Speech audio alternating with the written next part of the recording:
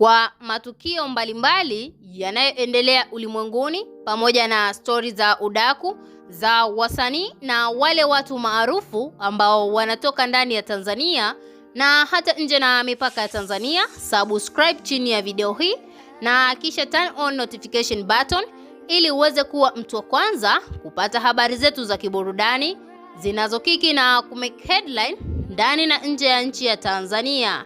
Siku ya leo tunakuletea story ambayo imemake headline katika mitandao ya kijamii baada ya msanii wetu pendwa ambaye ni Barnaba Classic, na ni msanii ambaye ni maarufu na ni mkongwe. Ametokea katika record label ya WCB, akiwemo msanii wetu ambaye tumeshamzoea kwamba ndiye the owner of this record label ambaye ni Diamond Platnumz. Diamond Platnumz ameweza kuwafurahisha watu wengi baada ya kitendo ambacho ameweza kumfanyia Barnaba Classic katika sikukuu ya kumbukizi ya kuzaliwa ya msanii wetu ambaye ni Barnaba Classic. Diamond Platnumz pamoja na mke wake ambaye ni Zuchu wameamua kufanya kitu cha tofauti baada ya sakata ambalo au janga lililoweza kumkuta Barnaba Classic kupoteza ofisi yake ambayo aliweza kuimiliki baada ya kutoka WCB.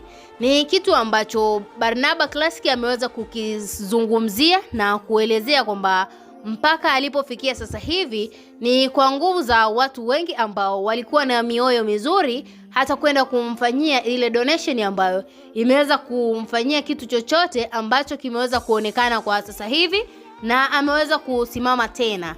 Diamond Platnumz pamoja na Zuchu wameweza kumkabidhi Barnaba kiasi cha fedha ambacho sio chini ya bilioni 3 kama unavyoona katika screen yako, na zipo baadhi ya voice ambazo zimeonyesha kwamba Barnaba amewashukuru familia hii ambayo ni ya Diamond Platnumz kwa mchango wao, kwa sababu ni moja kati ya watu ambao watu walidhani watambeza baada ya janga hili kumfikia.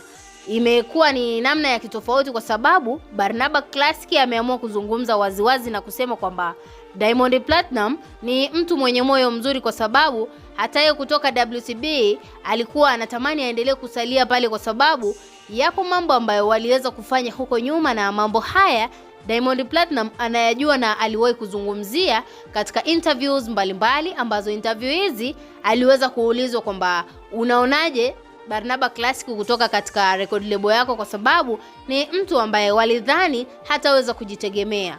Na Diamond Platnumz ameendelea kuzungumzia kwamba Barnaba mpaka sasa hivi wapo mastaa ambao wameweza kujitoa katika hali ya kitofauti, ambao wameweza kumuinua tena aendelee kufungua ile ofisi yake ambayo iliweza kuteketea kwa moto. Ni lazima iweze kurudi katika hali ambayo ni ya kuridhisha. Na sasa hivi Barnaba Classic ameamua kusema kwamba anawashukuru wale wote ambao wameweza kumshika mkono katika hii siku yake ya birthday.